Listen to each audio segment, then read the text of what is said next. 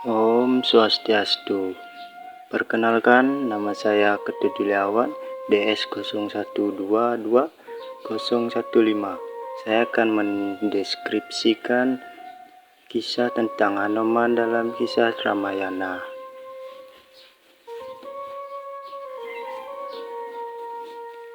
Yang akan saya bahas di dalam materi ini yaitu pertama, karakter tokoh Hanoman, kedua, silsilah keluarga Hanoman, ketiga, kisah menarik yang berhubungan dengan tokoh Hanoman pada cerita Ramayana.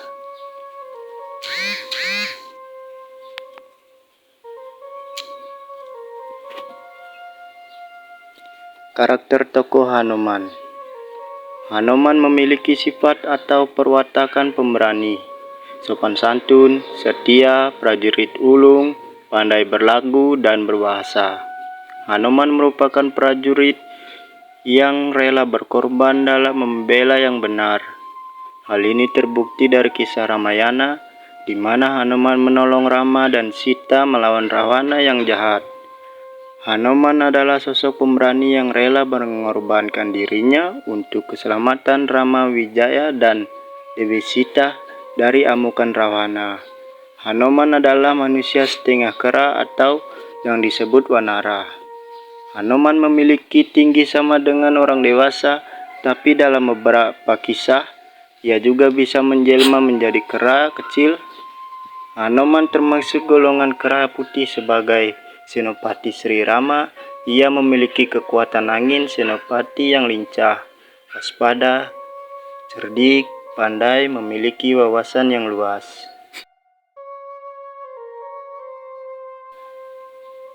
Silsilah keluarga Hanoman. Hanoman memiliki kakek yang bernama Resi Gotama, mempunyai istri bernama Dwi Indradi, dan mereka mempunyai 3 orang anak. Yang pertama bernama Resi Subali. Resi Subali memiliki nama panggilan yaitu Guarsa. Resi Subali memiliki istri yang bernama Dwi Tara, dan mereka mempunyai anak yang bernama Jaya Anggada. Anak kedua bernama Sugriwa dan mempunyai nama panggilan waktu muda bernama Guwarsi. Anak ketiga bernama Dwi Anjani, diperistri oleh Betara Guru. Mereka mempunyai anak bernama Hanoman. Hanoman memiliki adik angkat yang bernama Jaya Anila. Hanoman memiliki istri bernama Dwi Urang Rayung. Mereka mempunyai anak bernama Trigangga.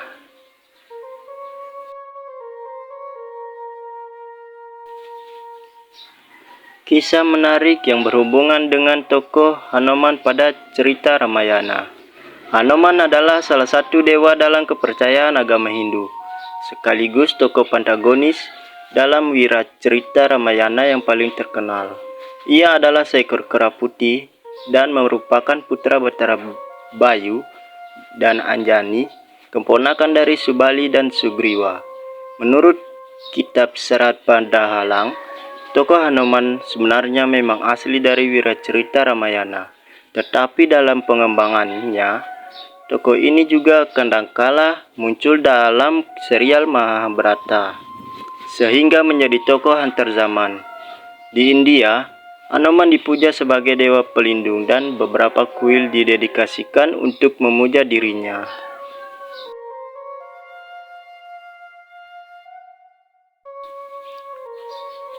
Kisah cerita Hanoman di masa kecil. Pada saat Hanoman masih kecil, ia mengira matahari adalah buah yang bisa dimakan. Kemudian terbang ke arahnya dan hendak memakannya. Dewa Indra melihat hal itu dan menjadi cemas dengan keselamatan matahari. Untuk mengantisipasinya, ia melemparkan petirnya ke arah Hanoman sehingga kera kecil itu jatuh dan menabrak gunung. Melihat hal itu, Dewa Bayu menjadi marah dan berdiam diri akibat tindakannya. Semua makhluk di dunia atau di bumi menjadi lemas. Para dewa pun memohon kepada Dewa Bayu agar menyingkirkan kemarahannya. Dewa Bayu menghentikan kemarahannya dan Hanoman diberi hadiah melimpah ruah. Dewa Brahma dan Dewa Indra memberi anugerah bahwa Hanoman akan kebal dari segala senjata, serta kematian akan datang hanya dengan kehendaknya sendiri. Maka dari itu, Hanoman menjadi makhluk yang abadi atau Chiranjeevin.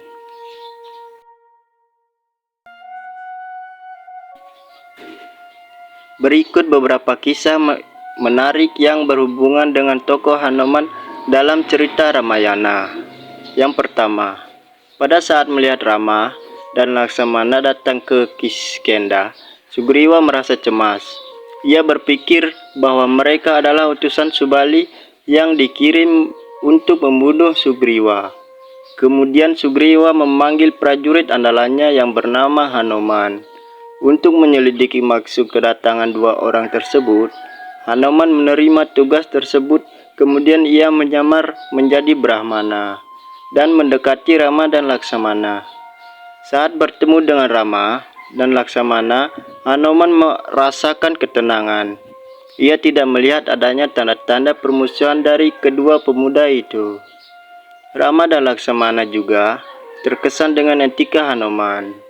Kemudian mereka bercakap-cakap dengan bebas.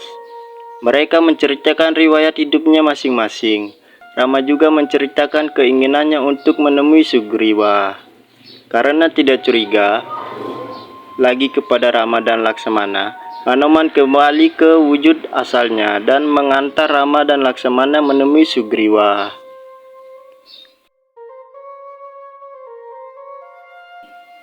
Kedua, setelah mengenal Rama, Hanoman tiba-tiba mendapat tugas penting dari Sugriwa untuk membantu Rama.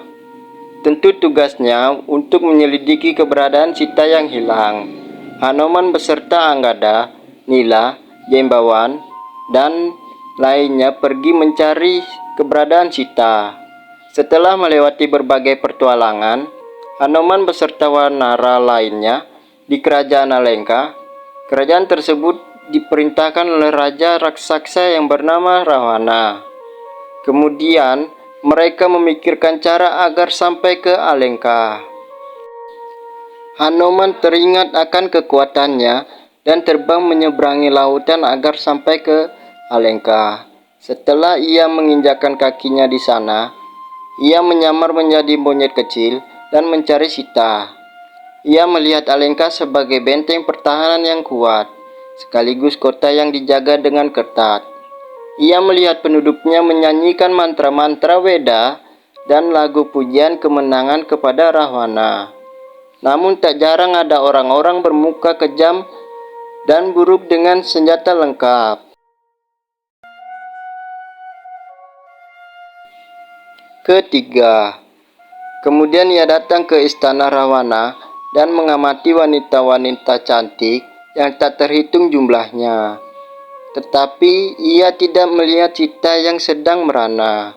Setelah mengamati ke sana kemari, ia memasuki sebuah taman yang belum pernah diselidikinya. Di sana ia melihat wanita yang tampak sedih dan murung yang diyakininya sebagai Sita. Kemudian Hanoman melihat Rahwana merayu Sita. Setelah Rahwana gagal dengan rayuannya dan pergi meninggalkan Sita, Hanoman menghampiri Sita dan menceritakan maksud kedatangannya.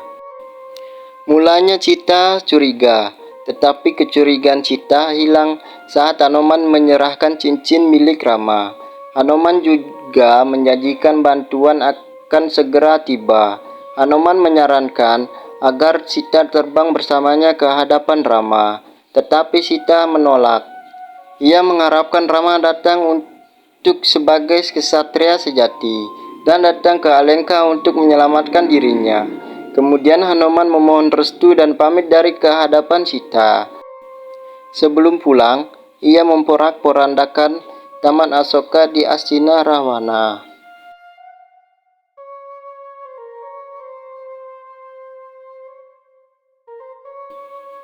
Keempat, ketika Rahwana hendak memberikan hukuman mati kepada Hanoman, Wibisana adik kandung Rahwana membela Hanuman agar hukumannya diringankan.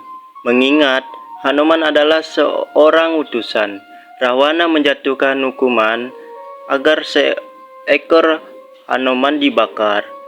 Melihat hal itu, Sita berdoa agar api yang membakar ekor Hanuman menjadi sejuk. Karena doa Sita kepada Dewa Agni terkabul, api yang membakar ekor Hanuman menjadi sejuk.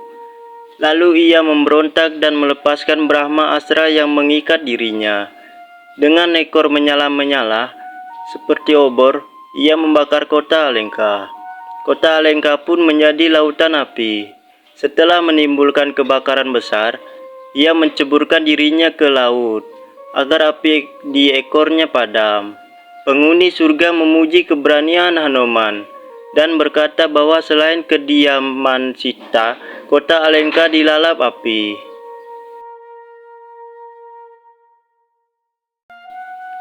Kelima, dengan membawa kabar gembira, Hanuman menghadap Rama dan menceritakan keadaan Sita. Setelah itu, Rama menyiapkan pasukan Wanara untuk menggempur Alengka. Setelah pertempuran besar melawan Rahwana berakhir, Rama hendak memberikan hadiah untuk Hanuman. Namun Hanuman menolak, karena ia hanya ingin agar si Rama bersemayam di dalam hatinya. Rama mengerti maksud Hanuman dan bersemayam secara rohaniah dalam jasmaninya. Akhirnya Hanuman pergi bersemedi di puncak gunung mendoakan keselamatan dunia. Pada zaman Dwaparayuga, Hanuman bertemu dengan Bima dan Arjun dari lingkungan keraton Astinapura. Dari pertemuannya dengan Hanuman, Arjuna menggunakan lambang Hanuman sebagai panji keretanya pada saat Bharata Yuddha. Dan hanya itulah yang dapat saya jelaskan tentang kisah Hanuman dari cerita Ramayana. Akhir kata saya ucapkan terima kasih. Om Santi Santi Santi Om.